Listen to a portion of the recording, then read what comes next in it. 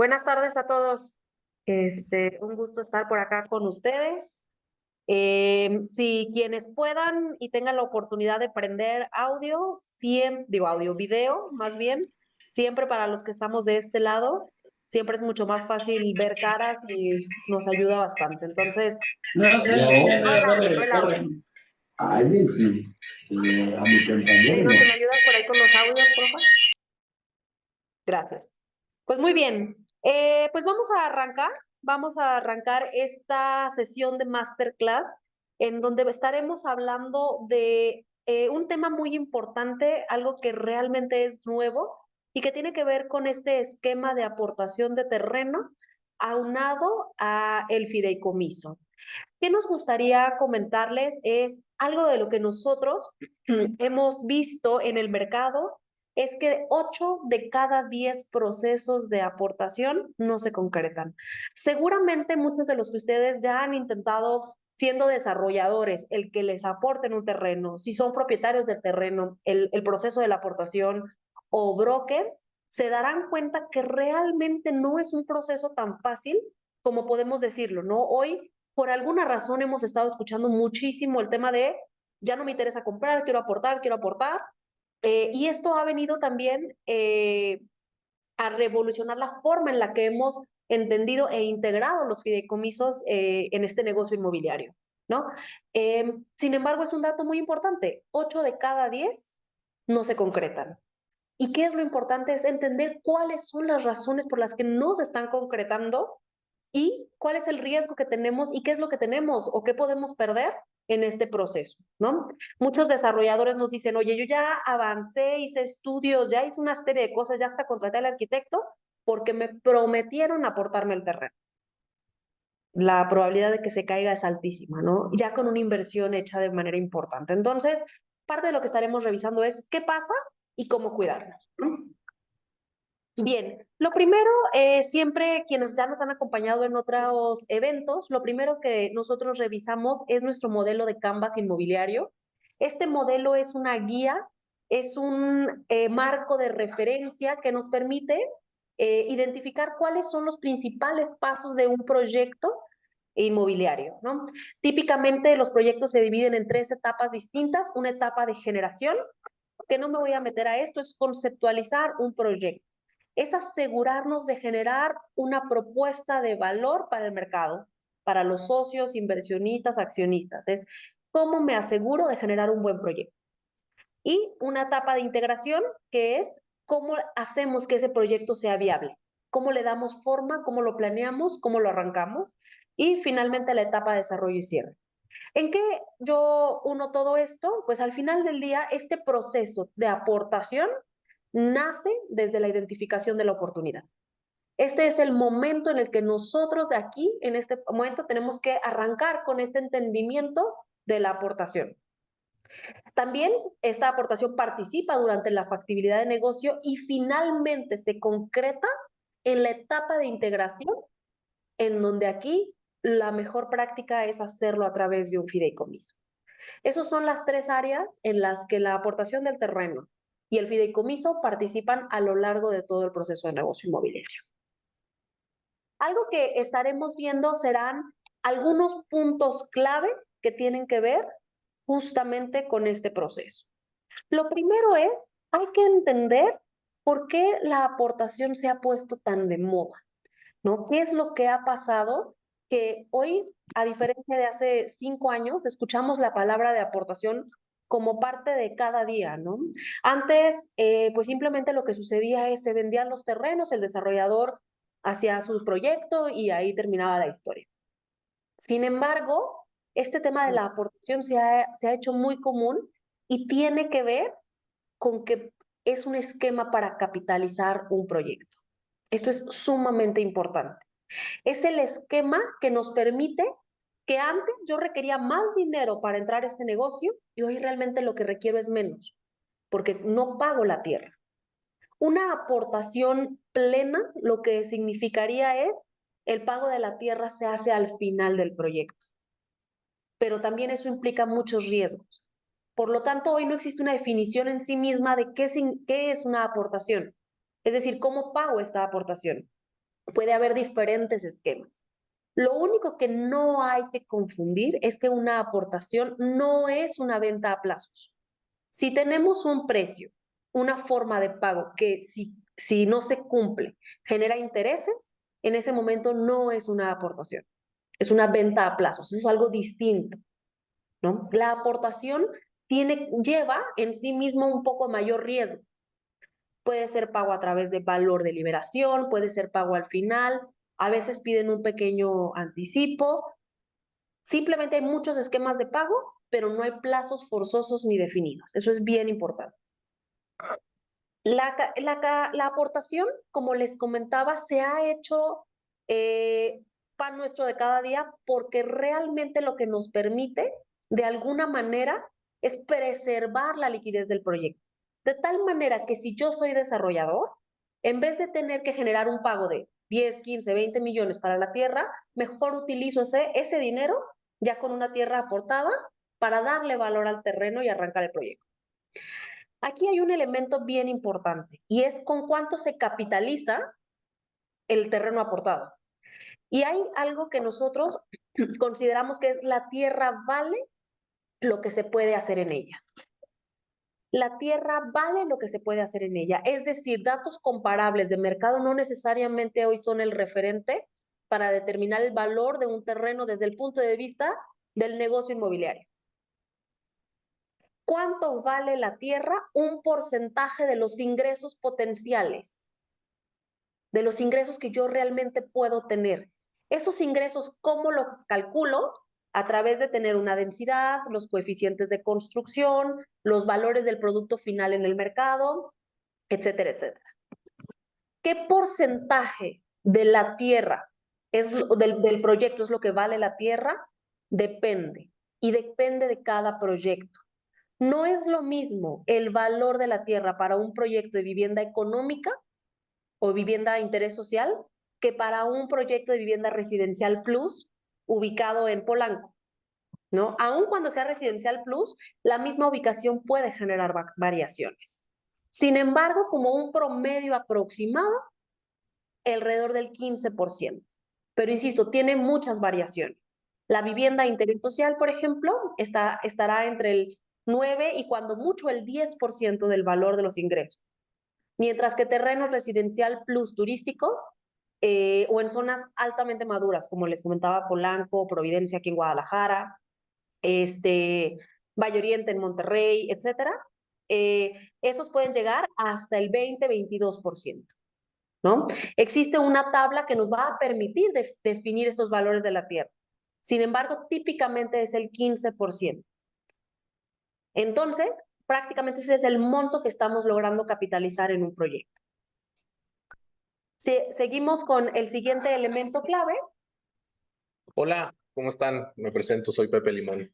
Pero siguiendo con esta conversación y esta exposición, pues bueno, el segundo punto que vamos a revisar el día de hoy es justamente que la aportación de predios pueden implicar riesgos para el proyecto, pero lo que estamos buscando justamente con el fideicomiso y con la aportación de tierra a un fideicomiso, pues es justamente disminuir estos riesgos. Ahora tenemos que tener claridad de cuáles son y cómo administrarlos. Ahorita vamos a tocar, digamos que los más importantes, los principales, pero digamos que en pocas palabras, en un proyecto inmobiliario, como ahorita lo comentaba Marifer hace un momento, pues tenemos distintos actores, tenemos distintos stakeholders, tenemos el dueño de la tierra, tenemos el desarrollador, tenemos inversionistas, probablemente tenemos inversionistas en especie, es decir, pudiera haber proveedores que a lo mejor van a aportar algo al proyecto y ese algo también se tiene que contabilizar como parte del patrimonio del fideicomiso. Entonces, en realidad, dentro de un fideicomiso o de una aportación de un terreno a un fideicomiso, pues existen varios actores y existen varios, digamos que, stakeholders. En ese sentido, pues hay distintos riesgos que afectan a cada uno de estos stakeholders, pero el principal, o digamos que de los principales, pues el más común es pues no terminar el proyecto. Y no terminar el proyecto, pues no nada más afecta al dueño de la tierra, afecta al desarrollador, afecta a los inversionistas que pusieron o que apostaron dinero en ese proyecto afecta a quienes, digamos, tienen o compraron algún bien, algún inmueble, sea del tipo que sea en ese proyecto. Y bueno, digamos que si este proyecto no estuviera dentro de un fideicomiso, pues tiene un mucho mayor riesgo de que no se pueda terminar. ¿Por qué? Porque el fideicomiso nos va a dictar ciertas reglas, ciertos controles, ciertos procesos, ciertos fines que se tienen que cumplir. Si esto lo hiciéramos por fuera de un fideicomiso, vamos a llamar un contrato de asociación de participación o la misma empresa, una SA, pues bueno, digamos que como inversionistas, como dueños de tierra, como clientes finales, pues tenemos poco control sobre ese proyecto inmobiliario y obviamente sobre, digamos, los resultados o lo que estaríamos esperando del proyecto inmobiliario. Entonces, uno de los grandes beneficios o de lo que tratamos de buscar con estos fideicomisos es que justamente o disminuyamos ese riesgo, ¿no? Ahora, hay otro punto importante y esto lo vamos a ver un poquito más adelante, pero igual lo voy adelantando, pero al final parte de lo que se tendría que poner o que especificar en el fideicomiso es pues una estrategia de salida. Oye, ¿qué pasa si al final el proyecto no se dio como se tenía que dar, ¿no? O sea, ¿qué pasa si no llegamos a esos objetivos? Bueno, debería haber una estrategia de salida.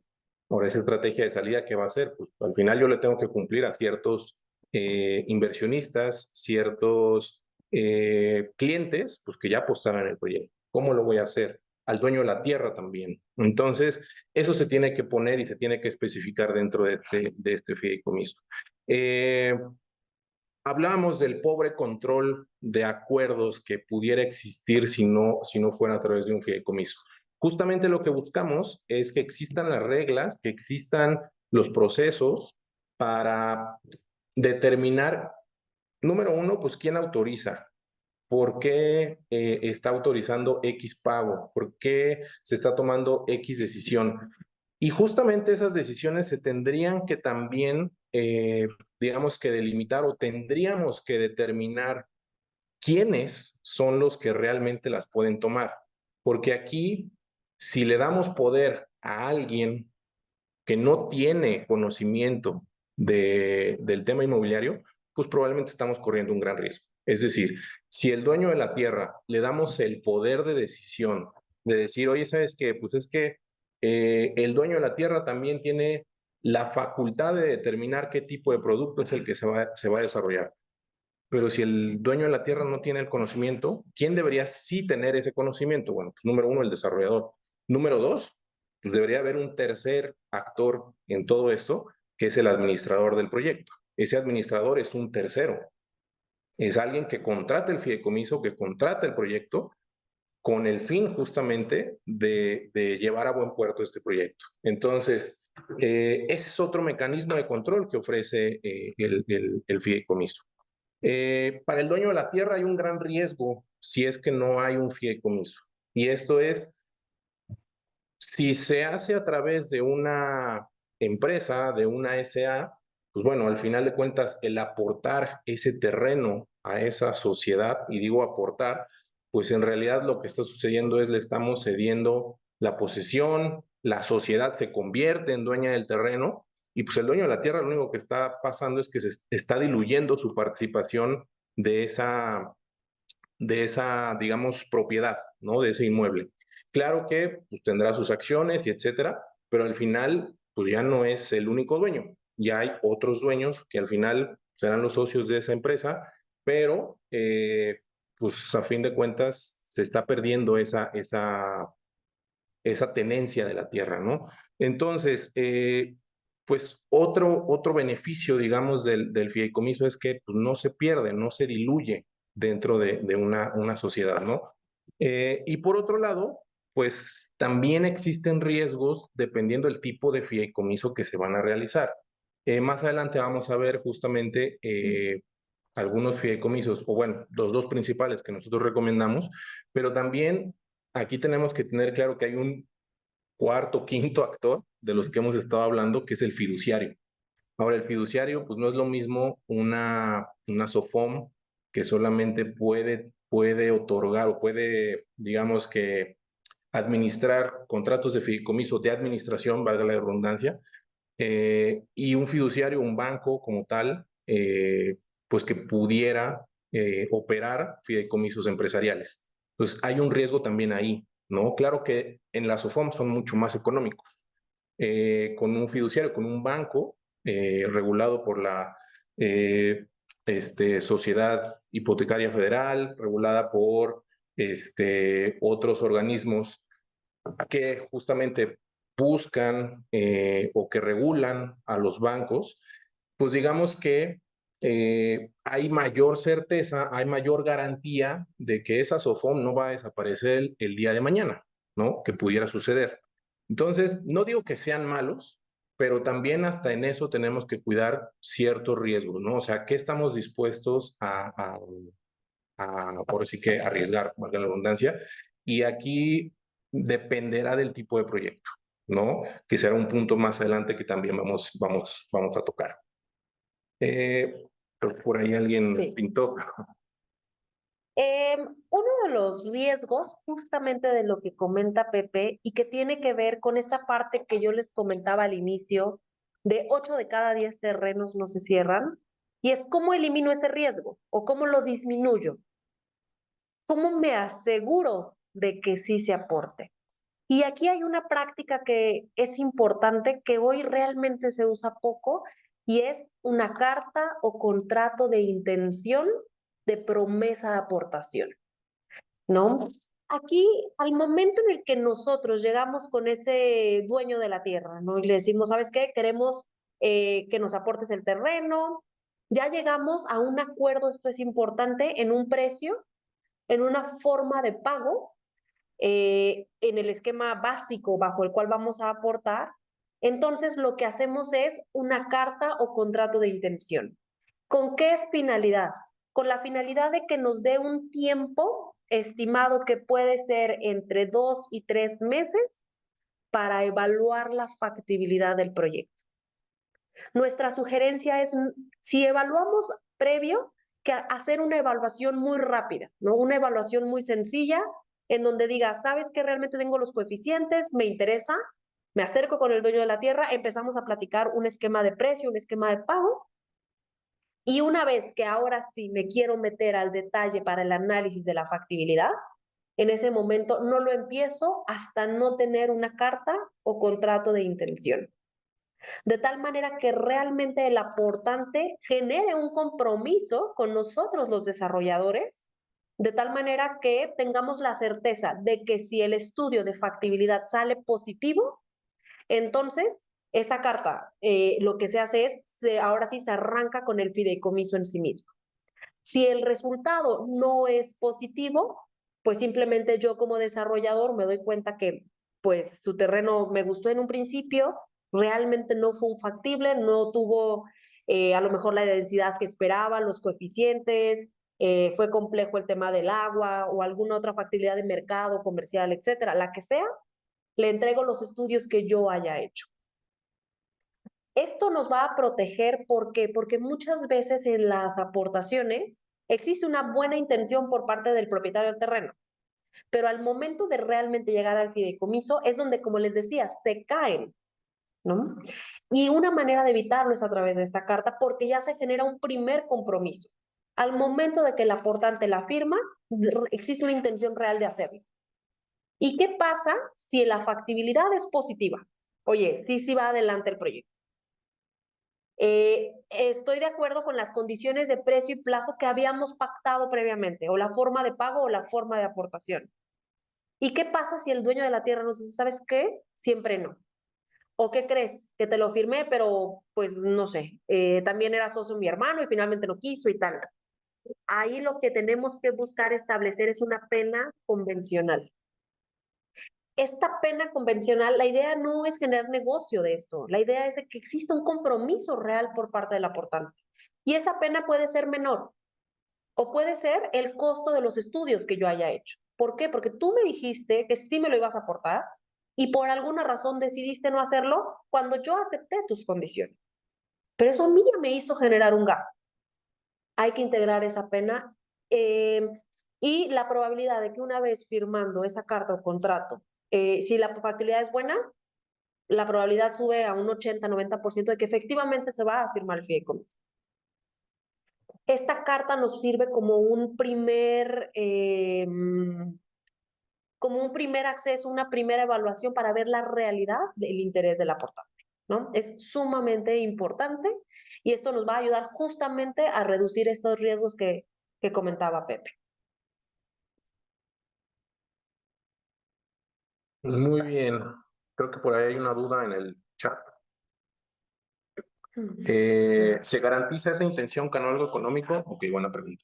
Fíjate que se puede generar alguna garantía menor, pero realmente no es la intención de que exista esa garantía económica. O sea, al final del día, yo como desarrollador, si ya de entrada voy a gastar en todos los estudios, es porque hay una intención real. O sea, realmente no necesitaría dejarte un adicional. Se puede negociar algo, cualquier cosa, ¿no? Unos 20, 30, 50,000 pesos, pero no es lo típico, no es lo usual, porque otra vez, la forma que yo tengo de garantizar como desarrollador es que voy a invertir en los estudios, justamente, ¿no? ¿Y qué es lo que pierde el aportante? Bueno, si es que pierde algo, es, bueno, pues el tiempo, ¿no? Es decir, pues lo peor que puede pasar es de que no la hayas podido acomodar en 2 meses y que yo te tenga que entregar a ti los estudios, ¿no? Bien, adelante. Gracias. Por ahí creo que también las dudas que no alcancemos a contestar, igual yo creo que justo en el workshop se van a resolver todas estas dudas, para no detenernos mucho tiempo en esta parte, ¿no?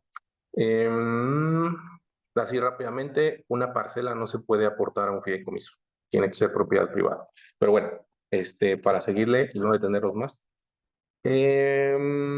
Nos quedamos en el punto número 4. Es un vehículo legal óptimo, transparente y certero, que puede ser, como decíamos, puede ser un fideicomiso de administración o puede ser un fideicomiso empresarial. Hay otro tipo de fideicomisos, sí, pero los más usuales, los más utilizados para un proyecto inmobiliario, digamos que son estos dos. Hablábamos hace un momento del tema de los riesgos y en cuanto a, digamos que tratar de reducir los riesgos dentro de un proyecto inmobiliario para los involucrados clave, que no necesariamente son el desarrollador, pues bueno, justamente el fideicomiso lo que hace se convierte en un vehículo transparente. Digamos, es un contrato que tiene las reglas muy claras de cómo se va a operar ese proyecto inmobiliario, que se establecen desde el día 1 y que como parte del patrimonio del fideicomiso y como parte de los documentos que integrarán ese fideicomiso, como un anexo, es un plan de negocio. Y ese plan de negocio, pues debería de dictar justamente las reglas del juego del proyecto. Es decir, cuáles son los objetivos financieros del proyecto, cuáles son los tiempos del proyecto, cuál es el presupuesto del proyecto, etcétera, ¿no? Entonces, al final, este vehículo que es transparente, cualquiera que se vaya a adherir o que se vaya, digamos, o que sea parte del fideicomiso, ya sea como fideicomisario o como fideicomitente, pues necesita y debería de saber todos estos puntos, ¿no? Entonces se convierte en un vehículo transparente, a diferencia de, por ejemplo, si fuera un contrato de asociación en participación en donde no se establecen las reglas de manera clara, o una sociedad en donde tampoco hay, digamos que esta obligación de presentar resultados, de presentar a lo mejor un plan de negocio, de presentar ciertos acuerdos que se tendrán que cumplir y que no hay como tal pues una rendición de cuentas. Digo, si al final de cuentas, ahora sí que si al final no se cumplieron los objetivos, pues ahora sí que ni modo. ¿En qué se fue el dinero? Pues quién sabe, hubo gastos. Oye, demuéstramelos, pues sí, a lo mejor me puedo inventar ahí una serie de cosas, pero en el fideicomiso ya está plasmado un presupuesto base, ¿no? Yo nada más aquí quisiera hacer una aclaración y tiene que ver con que los fideicomisos para los cuales estamos hablando tienen que ver con fideicomisos para desarrollar proyectos, porque muchas veces nos pasa que se confunde con los fideicomisos para la adquisición de propiedad por parte de extranjeros. Eso es un fideicomiso distinto que para que un extranjero pueda tener una vivienda en México en zonas restringidas necesita este fideicomiso. pero de los que estamos hablando aquí ahorita tienen que ver con fideicomisos para el desarrollo de proyectos inmobiliarios. Digo, nada más quería como para ahí hacer esa acotación. Sí, justamente, ¿no? Como les decía, hay fideicomisos de otros tipos, hay fideicomisos de garantía, hay fideicomisos de zona restringida, etcétera, pero los principales para desarrollar proyectos son estos dos. En nuestra experiencia y en nuestro, digamos, recomendación, siempre y cuando el proyecto lo permita, y ahorita vamos a hablar de eso, siempre es un empresarial. ¿Hay más mecanismos de control? Sí. ¿Es más tedioso? Sí. ¿El fiduciario le huye? Sí, porque es más complicado de operar. ¿Es más caro? También. Pero al final es mucho más transparente y mucho más certero o da mucha más certeza que uno de administración. La administración tampoco es que sea malo, pero al final pues no hay tanto control, ¿no? Ahora también hay un aspecto fiscal que se tiene que considerar. Uno de administración, los beneficios económicos que produzca este proyecto, pues al final ese fideicomiso de administración va a repartir esos beneficios económicos a los distintos socios o fideicomisarios del fideicomiso, y cada quien se tendrá que hacer cargo de su pago de impuestos. En un fideicomiso empresarial, no. El fideicomiso empresarial tiene su RFC, paga sus propios impuestos, entonces cualquier, digamos que pago de impuestos que se tenga que hacer, lo va a hacer el propio fideicomiso, y a los fideicomisarios les va a llegar su dinero libre de polvo y paja, y ya prácticamente pagó sus impuestos, ¿no? Entonces es otra ventaja que tiene el empresarial versus el de administración.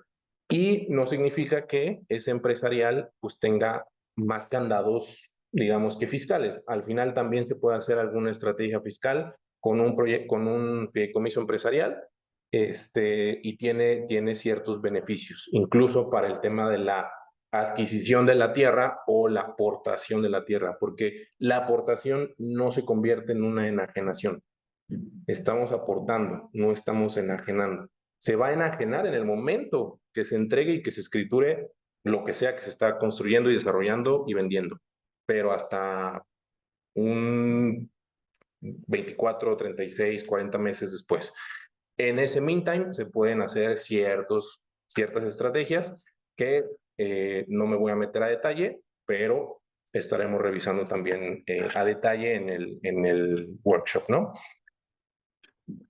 Bien, aquí algo que normalmente se confunde con mucha frecuencia, lo que pasa es, y nos ha tocado muchos clientes que nos dicen, ¿sabes qué? No me preocupo porque es un fideicomiso, o no te preocupes porque es un fideicomiso. Y fideicomiso es una palabra que de alguna manera, pues digo, no quise decirlo así, pero es como hueca. O sea, el fideicomiso es un contrato vigilado por una entidad bancaria. Hasta ahí. Y nos gusta aclarar que el fideicomiso es tan bueno o tan malo como se redacta. Es decir, yo voy a invertir 10, 15, 50 millones en un proyecto que está en un fideicomiso, puede no necesariamente ser una buena opción. Porque el fideicomiso puede estar más mal redactado, porque el fideicomiso puede ser insuficiente, porque los mecanismos de control de ese fideicomiso no están claros. La palabra fideicomiso hay que tener cuidado en que no es sinónimo de garantía. Lo que sí es sinónimo fideicomiso, si es un banco correcto, es que es un contrato que va a ser vigilado por un tercero. Pero ese tercero, que es el banco, va a vigilar lo que sea que ahí pongamos. Si nosotros ponemos una mala regla, el banco va a vigilar que esa mala regla se cumpla. Si nosotros no ponemos ninguna regla, el banco pues, no va a tener tampoco que vigilar. Hace un par de meses, en un proyecto en Cancún, digo, en Tulum, me pasaron su fideicomiso y yo les dije, es que ¿cuál fue el objetivo de tener este fideicomiso? Porque no le encontraba de verdad que cuidaba, de verdad no le encontraba. Había una aportación de tierra, había aportación de inversionistas, pero les prometo, no cuidaba nada. Y me dicen, es que lo hicimos para darle certeza al inversionista. Yo estoy segura que el inversionista no lo leyó. Y el desarrollador no tenía en ningún momento mala intención de quedarle mal. Pero en caso de que algo hubiera sucedido, no hay manera de que ninguno esté protegido, porque realmente estaba hueco. ¿no? Ahora, obviamente esto sucedió así con una institución financiera que, bueno, tampoco se dedicó y no le interesó demasiado en revisar este fideicomiso. Pero más allá de la institución bancaria o de quien nos va a ser el fiduciario, lo importante es que tengamos claros los acuerdos de negocio que vamos a poner allí. Perfectamente claros y todos estén establecidos con todas las reglas de entrada y con todas las reglas de salida. Todas las que sean posibles. Es muy importante entender y poder determinar cuáles son estas cláusulas principales de los fideicomisos, en donde tenemos que no solamente redactar, sino acordar, redactar, revisar y asegurarnos de que se cumpla en los fines del fideicomiso. Tenemos que estar claros cuáles son esos fines y que todo lo que realmente vaya a ser un fin del fideicomiso esté claramente establecido. ¿Qué es lo que también pasa? Es que a veces muchas cosas no están claras y conforme, por ejemplo, hay fines que, por ejemplo, nos tocaba un proyecto en donde el fin de generar la garantía para un crédito puente no era claro. Entonces llegamos al crédito puente y lo que pasa es que te dice el banco, ¿sabes qué? Necesito una reexpresión del fideicomiso. Bueno, la reexpresión del fideicomiso de entrada vamos a perder 2 meses. Entre que lo revisan todas las partes, entre que lo firman todas las partes, entre que lo acepta el fiduciario. ¿Y todo por qué? Porque se nos olvidó poner que dentro de los fines del fideicomiso estaba que la tierra podía ser garante para un crédito puente. Entonces, los fines es sumamente importante. Los derechos y las obligaciones de cada una de las partes. Los derechos y las obligaciones de los fideicomitentes y de los fideicomisarios, que pueden ser distintos. No necesariamente el fideicomitente es el mismo que el fideicomisario. Puede ser distinto. Y tenemos que tener claro cuáles son los derechos y las obligaciones de cada una de las partes, ¿no? La prelación de pagos. Y es, si tenemos aportante de terreno, si tenemos inversionistas, ¿cómo instruyo al banco que dé la preferencia en los pagos que se tienen que ejecutar? Una manera de que le podemos dar la garantía al aportante de la tierra es que tenga preferencia en la prelación de pagos. Entonces yo le digo al banco, ¿sabes qué? Dentro de el tema de cómo vas a pagar, primero pagas, eso siempre el banco, primero pagas lo que tenga que ver con tus derechos, tus honorarios y demás.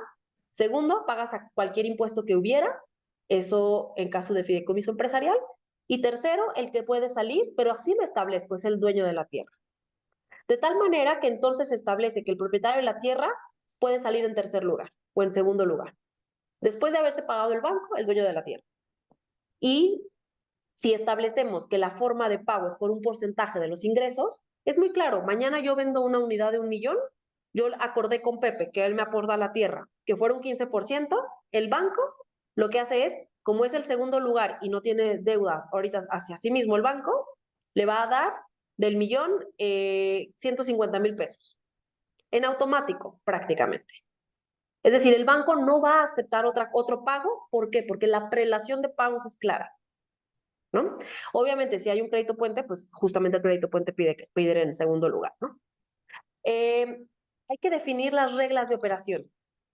¿Cuáles son estas reglas bajo las cuales vamos a estar operando? ¿Va a haber o no va a haber un plan de negocio que se va a establecer como parte del anexo, un presupuesto bajo el cual se tiene que cumplir? ¿Por qué? Porque si el aportante participa en utilidades, alguien tiene que vigilar que los gastos estén dentro de los parámetros, ¿no? Y entonces en ese momento se integra un presupuesto y hay que asegurar cuáles son las reglas para cumplirlo. Otro, el tema de la participación de los comités. Va a haber un comité técnico y ¿qué decide el comité técnico? ¿En qué momento se une? ¿Cuántos miembros tiene que tener el comité técnico? ¿Cuántos asientos o cuántos lugares le damos dentro del comité técnico a los inversionistas? ¿Y cuántos lugares le damos al dueño de la tierra? Pero sobre todo, y lo más importante, es qué decisiones se toman dentro del comité técnico y qué decisiones toma el administrador, ¿no? Y finalmente, como les decía, un tema de claridad en cómo se van a repartir las utilidades. ¿Qué va a pasar con los remanentes del fideicomiso?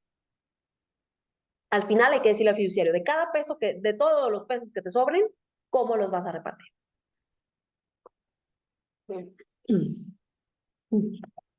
Luego vienen los puntos críticos dentro del fideicomiso que son pocas veces negociados. Es decir, todo esto que mencionó ahorita Marifer pues se puede negociar y se puede platicar y se puede reexpresar y se puede, digamos que de cierta manera negociar. Pero hay algunos puntos críticos que tienen que quedar claros desde el día uno, ¿no? Y uno de esos, lo comentaba ahorita Marifer, es garantías y las condiciones. Por ejemplo, si el terreno que se va a aportar se puede ofrecer como garante para algún crédito puente. Aquí es sí o no. O sea, no hay grises, no hay de que, pues déjame ver si sí o depende de las condiciones. No, no, no. A ver, aquí es sí o no. Claro que obviamente previo se tiene que llegar a ese acuerdo, pero después, digamos que ya se tendría que tener claridad de si el dueño de la tierra está dispuesto a que ese terreno quede como garantía para un crédito puente. O si desde un inicio, pues ese es un tema, es un deal breaker, ¿no? O sea, al final, pues no, no es. Y tú como desarrollador tendrás que poner otro tipo de garantías y tendrás que poner a lo mejor algo más de recursos para poder subsanar algún futuro crédito puente. Ese es un punto crítico que hay que dejar muy claro. Otro punto crítico es los alcances del administrador. Y por el administrador me refiero tanto el desarrollador como ese tercero que pudiera ser el administrador del proyecto, es la gerencia del proyecto.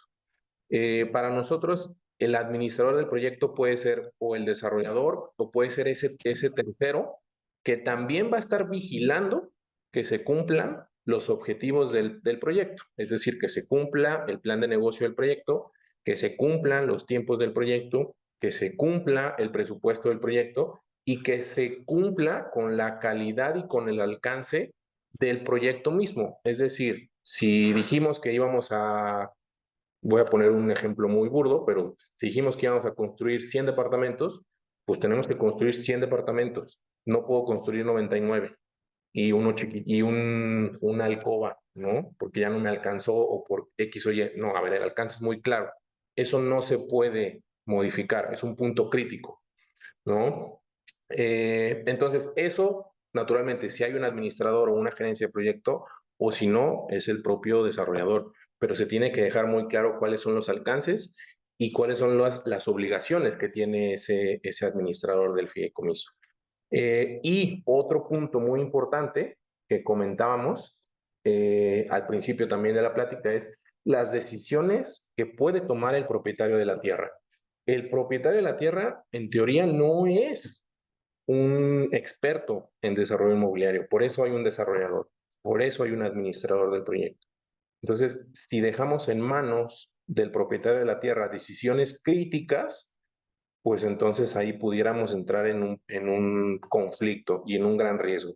O entorpecer el propio proyecto. Porque si por X o Y el propietario de la tierra no está de acuerdo con que en vez de que el piso sea de mármol, sea un porcelanato, pues de aquí a que nos ponemos de acuerdo, ya pasaron 2 meses, por decir un ejemplo. Que si de aquí a que nos ponemos de acuerdo con el dueño de la tierra entre si el edificio es blanco o negro, pues también ahí va a ser un tema, ¿no?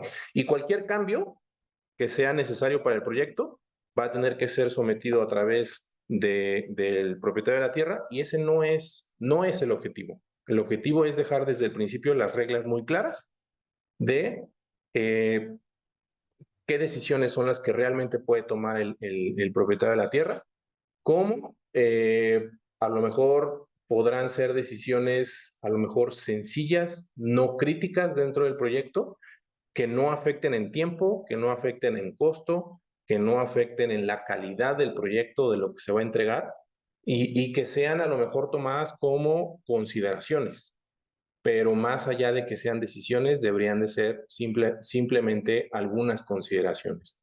Claro que el propietario de la tierra tendrá la decisión de decir, oye, pues yo quiero que me pagues conforme un valor de liberación, o quiero que me pagues hasta el final.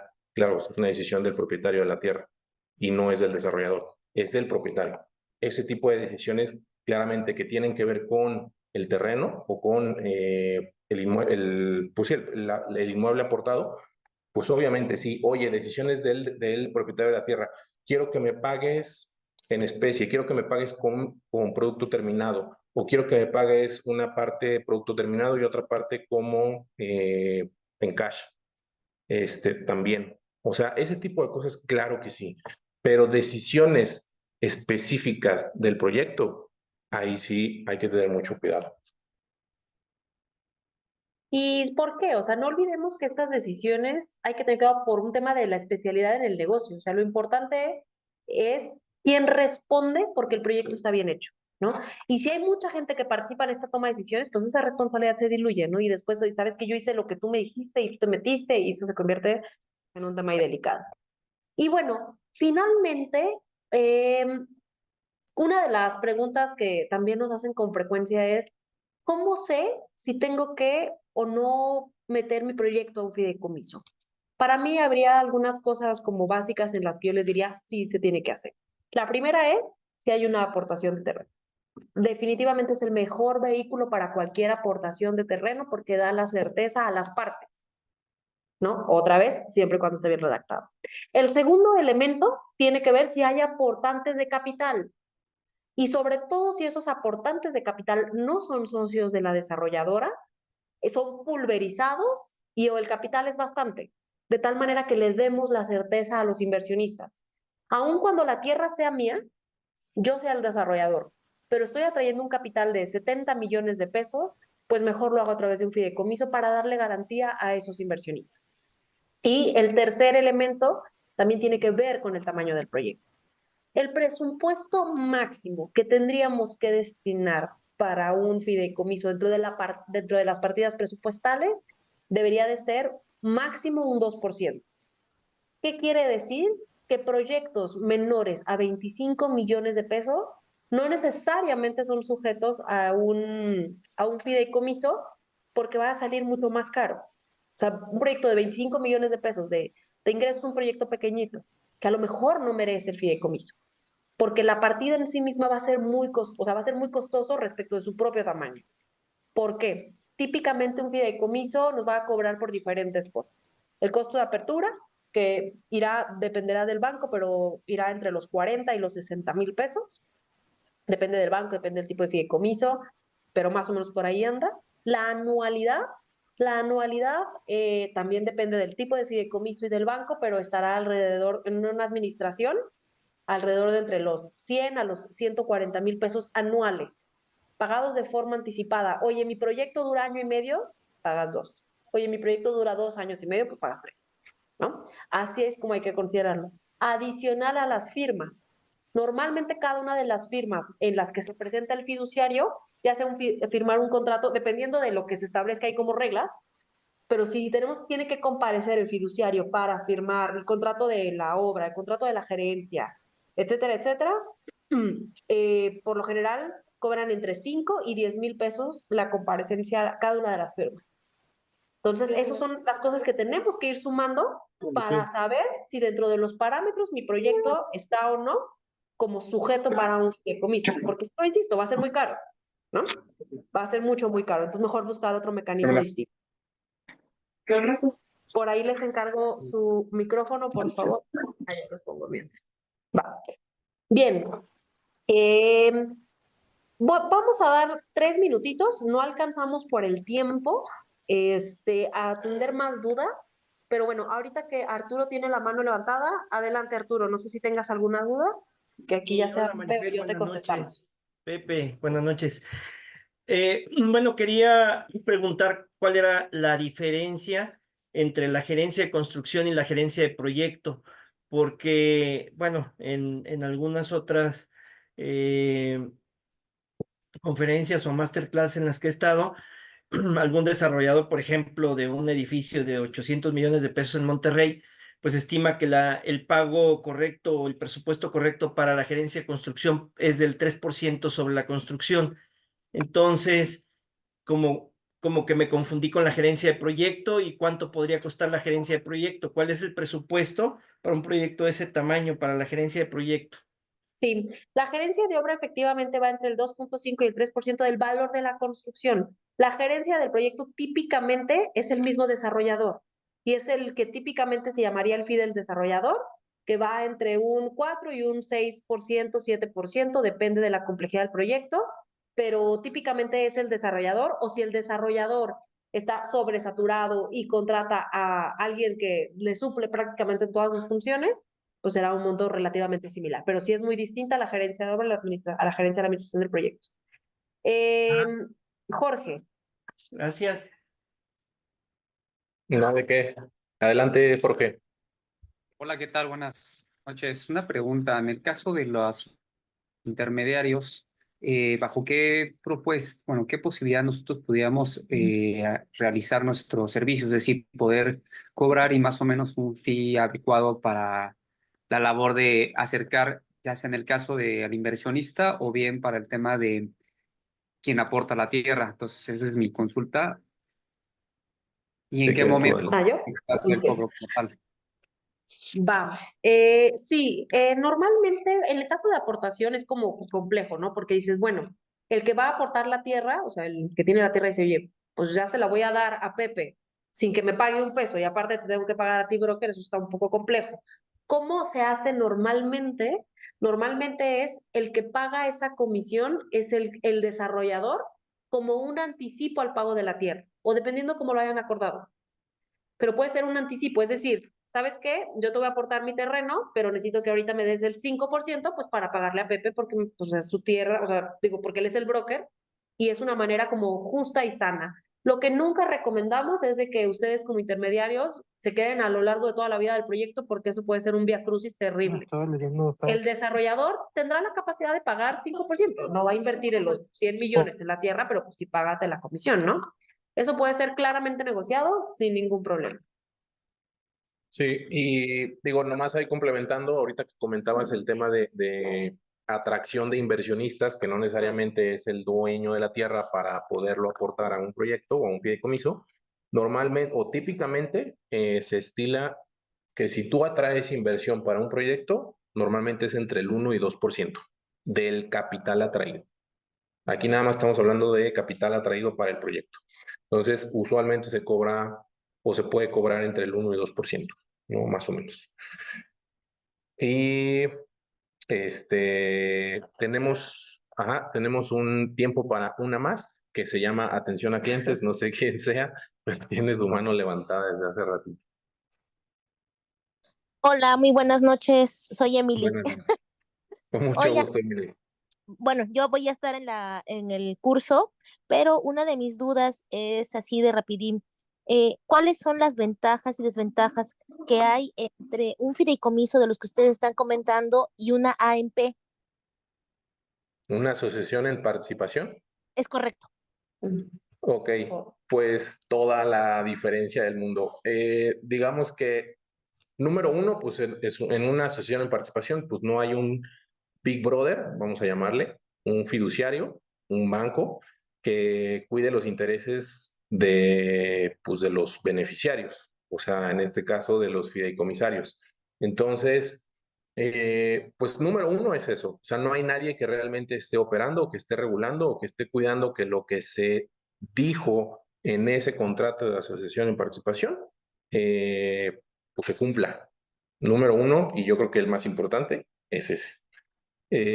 Número dos, si hay algún conflicto, vamos a suponer, oye, pues no se cumplió lo que decía el contrato de asociación en participación, pues a lo mejor vamos a tener que entrar en un tema de demanda, ¿no? Y la demanda a lo mejor nos va a llevar años para que se resuelva, mínimo 1, 2, 3 años, lo que sea necesario, para resarcir el daño hecho, quien sea que lo haya hecho. Y en un fideicomiso, si se redacta de manera correcta y se ponen las reglas claras en el fideicomiso, pues en teoría ese tipo de cuestiones no deberían de suceder. O sea, ya debería de haber de entrada una estrategia de salida o una prevención de cualquier problema que pudiera suscitarse. Oye, no se cumplió con los objetivos o se gastó de más, pues sí, a ver, ¿por qué se gastó de más? ¿No? Pero hay una claridad hay un comité técnico que aprobó ciertos cambios en el proyecto. En una asociación de participación, pues vete a saber quién aprobó qué. O sea, no hay un control. El propio desarrollador podría decir, pues es que me gasté de más. Y no te avisé, pues porque no tenía por qué avisarte. O sea, y si venía en el contrato, pues a ver, oblígame, ¿no? O sea, hay muy poco control, digamos, de parte de un contrato de asociación en participación versus un fideicomiso. Esa sería básicamente mi respuesta. Ahondaremos a mucho más detalle, pero básicamente mi respuesta sería esa, ¿no? Oscar. Mil gracias. No, ¿de qué, Emily? Adelante, Oscar. Hola, ¿qué tal? Buenas noches, Oscar González de Aguascalientes. Una pregunta, y justo hoy planteamos esa situación con un cliente. Cuando armamos los proyectos, muchas veces para los esquemas de capitalización inicial de los mismos, pues hay clientes que incluso antes de la preventa o Family and Friend, pues buscan alguna oportunidad de inversión en algún proyecto que sea muy apetecible para el mercado. Pero pues obviamente por la etapa en la que está en el proyecto, pues lo más que se puede ofrecer es quizás una promesa de compraventa o algún contrato interno entre el desarrollador dueño de tierra, desarrollador y el comprador. Pero entonces una de las opciones que por ahí surgen es la venta de derechos fiduciarios que pueden ser reversibles con lotes o con activos del mismo proyecto. Entonces, si pudieran ahondar un poquito más cómo es este esquema cuando alguien decide entrar, digamos, como capitalista, o sea, pero que se le convierta en el futuro en un activo del desarrollo, pero pues él quiere adquirir derechos fiduciarios, estar dentro del fideicomiso para garantizar que su inversión esté pues blindada. Gracias. Sí, con gusto. Efectivamente, de hecho, como les comentaba, lo ideal es cuando hay inversionistas que efectivamente estos se suban desde inicio al fideicomiso. Una cosa importante a considerar es que los bancos, por un tema de prevención de lavado de dinero y por los riesgos y por el trabajo que también implica, no les encanta estar subiendo fideicomitentes adherentes, o sea, batallan con eso. Entonces, lo importante o lo que tendríamos que planear como desarrolladores es de que todos los fideicomitentes se suban al fideicomiso desde inicio, para que no haya adherentes. De tal suerte que por ejemplo, inversionista inicial, que a lo mejor fue mucho antes, a lo mejor es con quien se arranca justamente el fideicomiso, ¿no? En eso, ahí parte de la forma en la que él puede tener los beneficios del fideicomiso puede ser justamente establecer las propiedades con las que se va a quedar. O sea, es decir, tú lo estableces ahí en el fideicomiso desde un inicio, que era lo que decía, es, ¿cómo te voy a pagar? ¿Cuál es el orden de pagos? Y o te va a pagar con dinero, con algún rendimiento, con un porcentaje de las utilidades o con metros cuadrados, ¿no? Todo eso se puede establecer sin ningún problema dentro del fideicomiso. Y de hecho, cada fideicomitente y fideicomisario puede tener diferentes derechos. O sea, yo, como entré al inicio, yo llevo más riesgo, ¿no? No olvidemos que hay una premisa en este negocio y es el rendimiento va ajustado al riesgo. Si tú, Oscar, quieres que yo me integre mucho antes de que tengas la licencia, yo llevo más riesgo como inversionista. Pero lo puedo yo establecer en el fideicomiso que yo, como fideicomitente y fideicomisario A o B, o sea, el que quieran, voy a llevarme un 30% de las utilidades. Y a lo mejor Pepe invirtió menos dinero, pero en un momento de mayor certeza ya puede llevarse el 5%. Todo eso se puede establecer en el fideicomiso, ¿no? Y de hecho lo ideal es hacerlo desde el inicio. Como les comento, a los bancos no necesariamente les gusta hacer contratos de adherentes. Hacen, pero no tantos, ¿no? En caso de que nosotros tengamos un proyecto muy, muy pulverizado, en donde tengamos más de 20, 30, 40 fideicomitentes o inversionistas, lo que a veces se hace es crear una empresa en donde se suben en esa empresa todos los inversionistas y esa empresa es la que se adhiere al fideicomiso, ¿no? Porque si no, al banco no le gusta. O sea, el banco por muchas razones, tú vas a decir, no, a mí no me metas en eso, en esa complicación, ¿no? Por ahí tenemos otra duda de B. Camarena.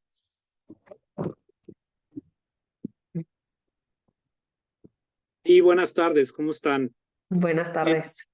Mire, por ejemplo, ahorita es un proyecto en donde son varios propietarios, digo, no son muchos, estamos hablando de 6, en donde para darle más forma comercial a los predios se pretende hacer un desarrollo industrial y consolidar estos 6 predios, ¿no? Entonces, uno de las vehículos que estábamos pensando, pues es un fideicomiso inmobiliario de reversión, en donde, pues bueno, aporten estos propietarios los predios, lo podamos consolidar y fraccionar, y buscando que en algún momento se les pueda revertir la propiedad de los predios que pues queden, ¿no? También uno de los puntos es cómo obtener flujo para poder hacer esos desarrollos, ¿no? Entonces, uno de los planteamientos es hacer alguna preventa con ciertos lotes, ¿no? Para asegurar ese flujo y esa capitalización. ¿Es esto factible? Sí, a ver, igual ahorita si Marifer también quiere comentar, pero a ver, si yo lo entendí bien, le están ofreciendo a estos 6 propietarios de tierra que aporten a un fideicomiso con una cláusula de reversión, para, ya sea en caso de que no se realice el proyecto, pues entonces se les regresa sus terrenos sin ningún tema, o que se les pueda revertir ese valor de la tierra a través de el usufructo o lo que se vaya a desarrollar. Y como parte de la estrategia de capitalización, pues es prevender el producto que se vaya a desarrollar ahí, ¿no? ¿Hasta ahí vamos bien?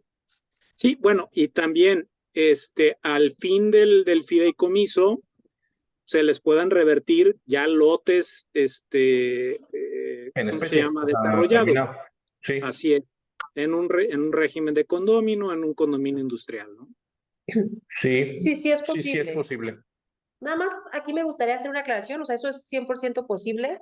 Aquí el tema del derecho de reversión, yo les puedo decir que en todas las aportaciones, tiene que estar presente el derecho de reversión. Lo importante es establecer perfectamente cuáles son las causales para revertir. Ujú. ¿Por qué? Porque si no está ese derecho de reversión, en automático es una enajenación y entonces se tienen que pagar los impuestos. Okay. La cláusula de derecho de reversión prácticamente tiene un fin fiscal, pero hay que cuidarla muy bien porque efectivamente, si yo soy el desarrollador, y nos pasó casualmente con este mismo de Tulum, en donde este desarrollador de Tulum empezó a incumplir con los pagos con el propietario de la tierra. Y ahí venía una de las cosas que si incumplía, no me acuerdo en qué porcentaje de retraso, con los pagos respecto de los ingresos que tenía, se podía hacer la reversión. Nada más que, ¿qué creen? Que el propietario de la tierra estaba luchando por revertir el terreno con el 80 o 90% de la construcción, no me acuerdo. Imagínense, el desarrollador lo puede perder todo con esa cláusula de derecho de reversión. Entonces, otra vez, lo que hay que cuidar es la redacción del fideicomiso. Sí tiene que estar, porque si no en automático es una enajenación y se detonan impuestos. Pero si está, hay que cuidar muy bien esa cláusula. Vamos a atender por aquí 2 dudas más. Creo que tengo la mano levantada de Jesús y luego Alejandro. Buenas noches a todos, colegas. Sí, mire, ¿me escuchan? Sí, nada más permíteme, déjame pongo por aquí en silencio a no sé quién tenemos. Les encargo, por favor, sus audios. Bien, adelante, Jesús. Sí, escuchando lo de fideicomiso, le preguntaba yo ahí a Fernando que cuál, o sea, con qué figura o con qué régimen aparte de ante el SAT se da de alta el fideicomiso, ¿sí?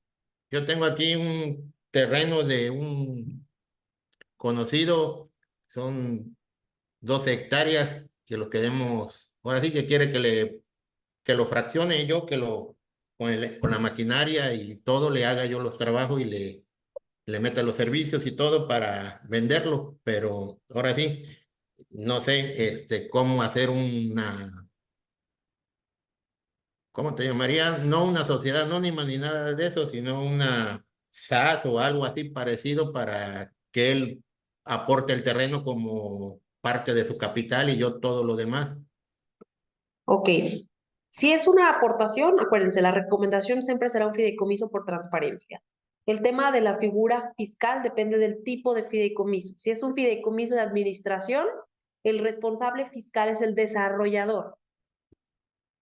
Si es un fideicomiso empresarial, es el único caso en el que el fideicomiso tiene su propio RFC. Sí, Es la pregunta más es, caro. ajá, la pregunta es por qué, o sea, para darles las escrituras a los compradores, o sea, ¿cómo la escrituro? O sea, ante las notarías, o sea, con el fideicomiso El o con fideicomiso sería el que persona escrituraría. inmobiliaria. Sí, en caso de que se haga a través de un fideicomiso empresarial, el fideicomiso es el que va a escriturar Las unidades las finales. unidades finales. Ok, de acuerdo. Gracias, muy amable. Con gusto. Alejandro. Sí, solamente un comentario en torno al 2% de fideicomiso, de presupuesto para el fideicomiso, es una barbaridad. Imagínate un proyecto que vale 500 millones, el 2% son 10 millones, Ah, no, claro. es No, una no, no. barbaridad, es una No, grosería. no. Yo me refería a proyectos en donde el máximo de ese valor. No, o sea, otra vez me voy a ir, o sea, al contrario, ¿no? El fideicomiso tiene costos fijos. Y si hacemos un proyecto de 1,000 millones, nos va a acabar costando el millón o menos. ¿Por qué? Porque hay que pagar los 50,000 pesos de apertura, más los 120,000 pesos de las anualidades, más las firmas. Nada más.